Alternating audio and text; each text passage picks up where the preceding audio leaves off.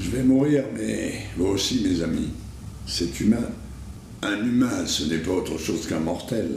Synonyme adoubé par le petit Larousse illustré. Nous allons tous y passer. Pour ce qui me concerne, le plus tard sera le mieux.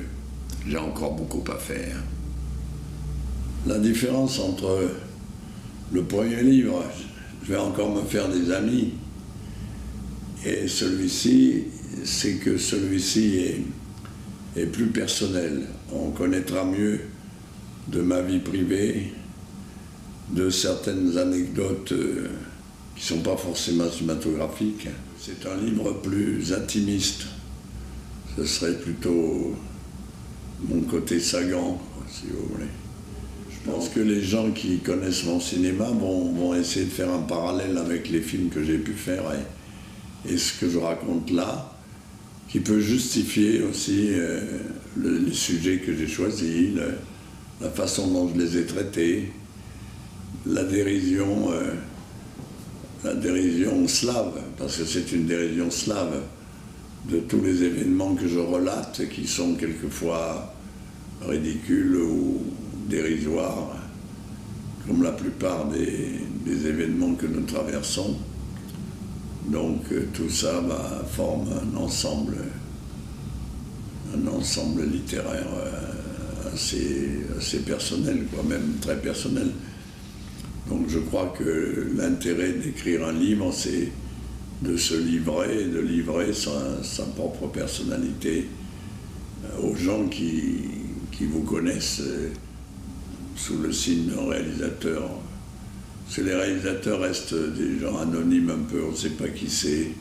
En plus, ils ne se livrent pas beaucoup. Moi, je suis passé beaucoup à la télévision, je me suis beaucoup exprimé. Mais mes camarades, il y a beaucoup qui ont peur de la télé, donc on ne sait pas qui c'est. On peut constater que je n'ai pas fait de film sur l'amour véritable, puisque je ne l'ai pas connu moi-même. Donc déjà, les sujets que j'ai traités sont des sujets en général que j'ai vécus. C'est-à-dire plus des sujets que j'ai vécus que des sujets que je n'ai pas vécus. Je ne me suis pas inspiré d'histoires d'autres personnes que j'ai pas connu. Enfin, je veux dire, le grand amour, j'aurais pu faire un film dessus, comme je l'ai pas connu, j'en ai pas fait. La police, j'étais pas policier, et j'ai quand même dessiné quelques policiers à travers ceux que j'ai rencontrés, quelques gangsters que j'ai rencontrés. J'ai rencontré plus de gangsters que de policiers. Mais je me suis inspiré, en plus de tous les gens qui sont autour de moi, que ce soit dans les marchés, dans la médecine que j'ai fréquenté un peu. Donc j'ai essayé aussi dans ce livre de dépeindre quelquefois des personnages que j'ai rencontrés comme ça au cours de ma vie en dehors du cinéma. Donc je crois que c'est ça qui est intéressant dans le livre, je pense. Je pense que je peux servir d'exemple. Je peux servir d'exemple à la fois sur le plan cinéma, sur le plan humain. Parce que j'ai quand même une démarche assez simple, je veux dire, qui ne peut pas dérouter des futurs auteurs, soit des auteurs dramatiques, soit des cinéastes. Parce qu'en fait, ma ligne est droite. J'ai commencé comme acteur, ensuite comme technicien, ensuite comme metteur en scène, ensuite comme auteur. Donc j'ai un peu traversé tous les métiers. Et c'est ce que je conseille aux jeunes de faire, c'est-à-dire que pour faire ce métier, avant de se fixer sur quelque chose de précis, est-ce que je serai écrivain, est-ce que je serai cinéaste, est-ce que je serai journaliste, est-ce que je serai...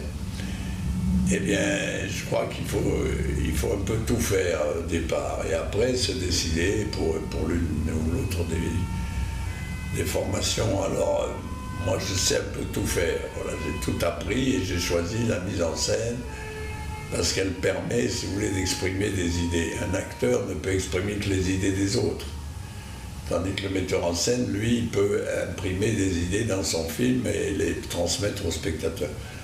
Donc c'est le poste le plus intéressant. Le livre, c'est un peu la même chose.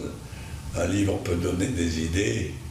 Il y a eu plein de livres qui ont donné des idées aux gens, des bonnes ou des mauvaises idées, ça dépend des livres.